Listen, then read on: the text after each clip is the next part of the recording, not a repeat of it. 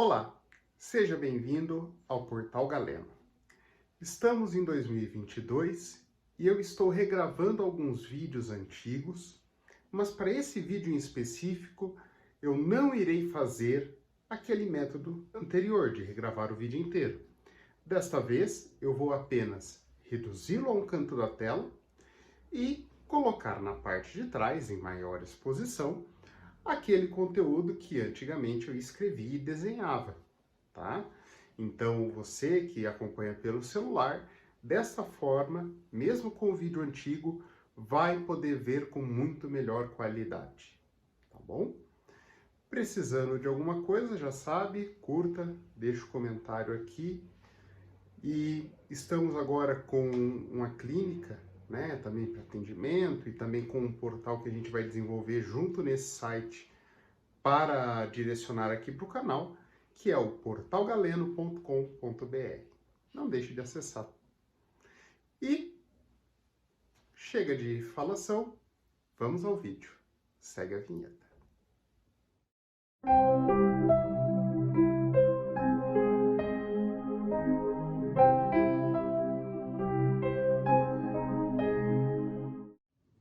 Olá! Então, esse é um vídeo um pouquinho mais técnico, onde nós vamos estar abordando sobre a evolução do diabetes, mas em aspectos diagnósticos, né?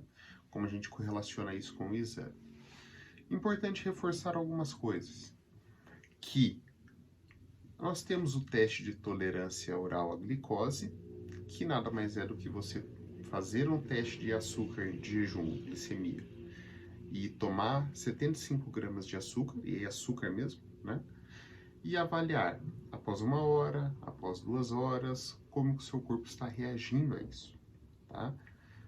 No entanto, eu não vou usar esse teste aqui, embora dê para avaliar por ele também, mas o meu objetivo é fazer uma avaliação puramente dos critérios diagnósticos que eu abordei no método passado. Então, eu vou referenciar o teste de glicemia, que é o açúcar no sangue, e vou referenciar a hemoglobina glicada, tá? São os dois testes que eu vou colocar. Porque o teste de tolerância oral à glicose não vai determinar se é insulino dependente ou não, tá? O máximo é fazer a confirmação se é ou não é diabetes, tá? Então, vamos lá.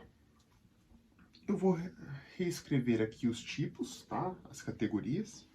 Então, eu vou deixar aqui a primeira delas, igual eu fiz no outro vídeo, pré-DM, que é o pré-diabetes. O 2, que sim, é o diabetes não insulino dependente, que não depende de insulina externa.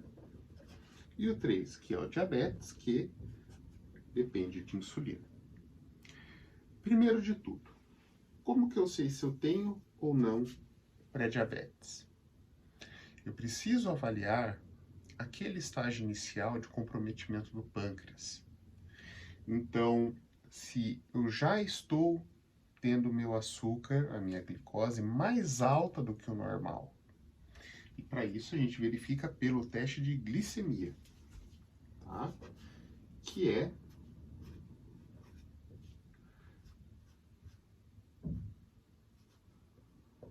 glicemia.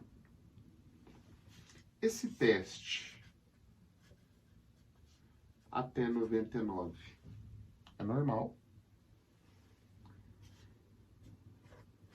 De 100 a 125, ele nos indica pré-diabetes. E 126 ou mais, diabetes. Vou só fazer a flechinha aqui para ficar mais bonitinho, né? Então, 100 a 125, pré-diabetes. 126 ou mais, diabetes, tá? Existem algumas coisas importantes. Quando a gente verifica que existe alteração, a gente repete o exame, para verificar se não foi alguma falha de jejum, falha de método, né? Mas eu não vou abordar isso. Vamos supor que você faça 3 exames e os 3 deem entre 100 e 125, pré-diabetes, tá? Ok. E como avaliar ou não a dependência de insulina?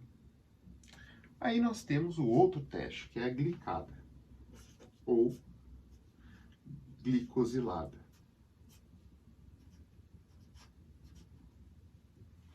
Tá? Nossas células do nosso sangue, tá? Elas duram mais ou menos entre 3 a 4 meses. Essas células vão aglomerando ao redor delas, né? Elas são como se fosse um disquinho, né? Depois procura no Google, é bem bonitinha a imagem da célula. O nome da célula é hemácia, tá? Elas vão aglomerando tudo que elas têm no sangue, inclusive açúcar. E isso mostra pra gente o seguinte: se eu tenho muito açúcar no sangue, no decorrer desses 3, 4 meses da vida da hemácia, né, essa célula fica glicada, glicosilada, cheia de glicose. Se eu tenho pouco, fica com menos. E isso é medido numa relação de porcentagem. Então, qual a porcentagem da célula que tem açúcar grudado ao redor, né? E esse nada mais é do que o nosso teste de glicada. Porque diferente do nosso açúcar, que tem que ter jejum e uma série de cuidados, a célula do nosso sangue, ela passa pelo nosso corpo sem parar, entrando em contato com o açúcar, na hora que a gente come, na hora que a gente está em jejum, se a gente comer coisas saudáveis, se a gente comer uma barrona de chocolate, ela está lá. Então, ela mostra uma média dos últimos 3 a 4 meses. O normal, tá? É que seja menor do que 6%. Menor ou igual, tá? Quando a gente tem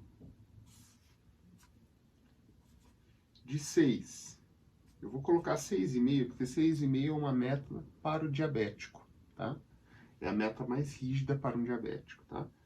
De 6,5 a 7,5%, a gente tem uma diabetes controlada.